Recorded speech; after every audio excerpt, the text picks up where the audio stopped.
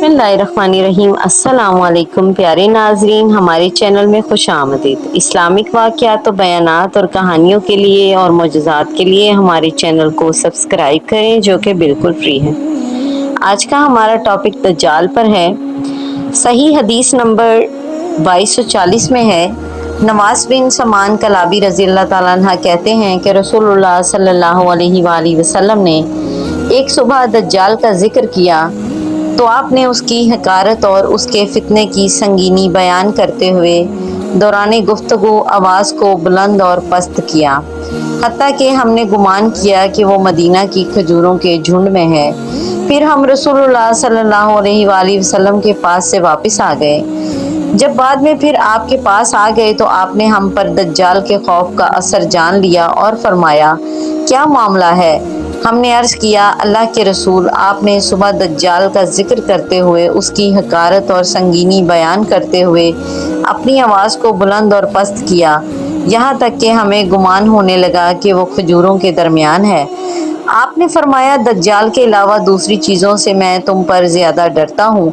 अगर वो निकले और मैं तुम्हारे बीच मौजूद हूँ तो मैं तुम्हारी जगह खुद उससे निमट लूँगा, और अगर वो निकले और मैं तुम्हारे बीच में मौजूद ना हूँ तो हर आदमी खुद अपने नफ्स का दिफा करेगा, और अल्लाह हर मुसलमान पर मेरा खलीफा जानशीन है। दज्जाल घुंघराले बालों वाला जवान होगा, उसकी एक आंख अंगूर की तरह उभरी हुई होगी, तो उनमें से उसे अब्दुल अज़ा बिन कतन से तशबीह देता हूँ। बस तुम में से जो शख्स उसे पा ले, उसे चाहिए कि वह सूरतुल कहफ की इब्तदाई आयात पढ़े।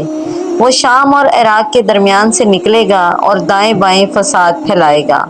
अल्लाह के बंदो, साबित कदम रहना। हमने अर्ज़ किया, अल्लाह के रसूल, रोए ज़मीन पर ठहरने की उसकी मुद्दत क्या होगी? आपने फरमाया, 40 दिन, और एक दिन एक साल के बराबर होगा, एक दिन एक महीने के बराबर होगा, और एक महीना एक हफ्ते के बराबर होगा, और बाकी दिन तुम्हारे दिनों की तरह होंगे। हमने अर्ज़ किया, अल्लाह के रसूल, बताइए, वो एक दिन जो एक साल के बराबर होगा, क्या उसमें एक दिन की नमाज काफ़ी होगी? आपने फरमाया, नहीं, बल्कि उसका अंदाज़ा करके पढ़ना। हमने अर्ज़ किया, अल्लाह के रसूल, ज़मीन में वो कितनी तेज़ी से अपना काम करेगा? आपने फरमाया, उस बारिश की तरह कि जिसके पीछे हवा लगी होती है और वो बारिश को नहायत तेज़ी से पूरे इलाके में फैला देती है। वो कुछ लोगों के पास आएगा, उन्हें दावत देगा तो वो उसको झुटलाएंगे और उसकी बात रद्द कर देंगे, लिहाजा वो उनके पास से चला जाएगा, मगर उसके पीछे पीछे इनकार करने वालों के माल भी चले जाएंगे। उनका हाल ये होगा कि उनके पास कुछ भी ना रहेगा। फिर वो कुछ दूसरे लोगों के पास जाएगा, उन्हें दावत देगा और उसकी दावत कबूल करेंगे और उसकी तस्दीक करेंगे। तब वो आसमान को बारिश बरसाने का हुक्म देगा, आसमान बारिश बरसाएगी। वो ज़मीन को गल्ला उगाने का हुक्म देगा, ज़मीन गल्ला उगाएगी। उनके चरने वाले जानवर शाम को जब चरागाहें से वापस आ जाएंगे तो उनके कोहान पहले से कहीं ज़्यादा लंबे होंगे, उनकी कोखें ज़्यादा कुशादा होंगी और उनके थन कामिल तौर पर दूध से भरे होंगे। फिर वो किसी वीरान जगह में आएगा और उससे कहेगा, अपना ख़जाना निकाल। फिर वहाँ से वापस होगा तो उस ज़मीन के ख़जाने शहद की मक्खियों के सरदारों की तरह उसके पीछे लग जाएंगे। फिर वो एक भरपूर और मुकम्मल जवान को बुलाएगा और तलवार से मार कर उसके 2 टुकड़े कर देगा। फिर उसे बुलाएगा, वो रोशन चेहरे के साथ हंसता हुआ आ जाएगा। बस दज्जाल इसी हालत में होगा कि इसी दौरान ईसा बिन मरियम अलैहिस्सलाम दमिश्क की मशरकी जानिब सफ़ेद मीनार पर जर्द कपड़ों में मलबूस 2 फरिश्तों के बाजू पर हाथ रखे हुए उतरेंगे।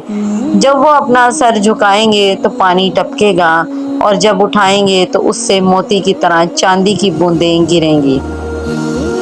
उनकी सांसों की भाप जिस काफिर को भी पहुंचेगी वो मर जाएगा, और उनकी सांस की भाप उनकी हद्दे निगाह महसूस की जाएगी। वो दज्जाल को ढूंढेंगे यहाँ तक कि उसे बाबे लत के पास पालेंगे और उसे कत्ल कर देंगे।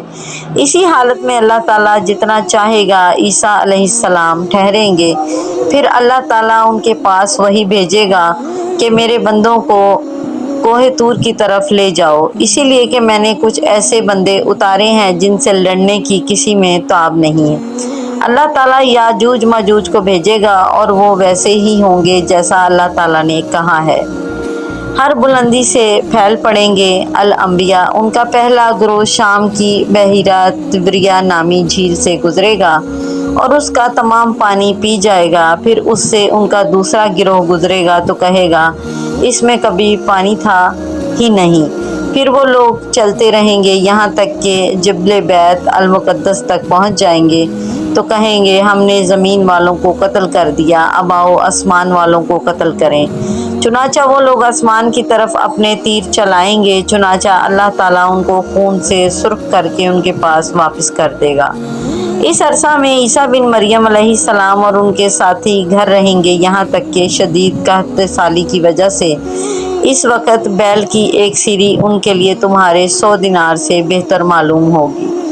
چیزیں اس قدر مہنگی ہوں گی۔ پھر عیسیٰ بن مریم اور ان کے ساتھی اللہ کی طرف متوجہ ہوں گے تو اللہ تعالیٰ یاجوج ماجوج کی گردنوں میں ایک کیڑا پیدا کر دے گا جس سے وہ سب دفعتاً ایک جان کی طرح مر جائیں گے۔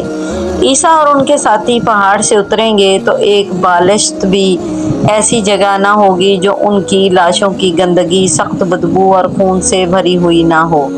پھر عیسیٰ علیہ السلام اور ان کے ساتھی اللہ کی طرف متوجہ ہوں گے اور اللہ تعالیٰ ایسے بڑے پرندوں کو بھیجے گا جن کی گردنیں بختی اونٹوں کی گردنوں کی طرح ہوں گی۔ وہ لاشوں کو اٹھا کر گڈھوں میں پھینک دیں گے۔ مسلمان ان کے کمان، تیر اور ترکش سے 7 سال تک ایندھن جلائیں گے۔ پھر اللہ تعالیٰ ان پر ایسی بارش برسائے گا جسے کوئی کچا اور پکا گھر نہیں روک پائے گا۔ یہ بارش زمین کو دھو دے گی اور اسے آئینے کی طرح صاف اور شفاف کر دے گی۔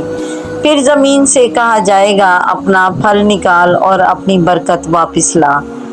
چنانچہ اس وقت ایک انار ایک جماعت کے لیے کافی ہوگا، اس کے چھلکے سے یہ جماعت سایہ حاصل کرے گی، اور دودھ میں ایسی برکت ہوگی کہ لوگوں کی ایک بڑی جماعت کے لیے ایک دودھ دینے والی اونٹنی کافی ہوگی، اور دودھ دینے والی ایک گائے لوگوں کے ایک قبیلے کو کافی ہوگی، اور دودھ دینے والی ایک بکری لوگوں میں سے ایک گھرانے کو کافی ہوگی۔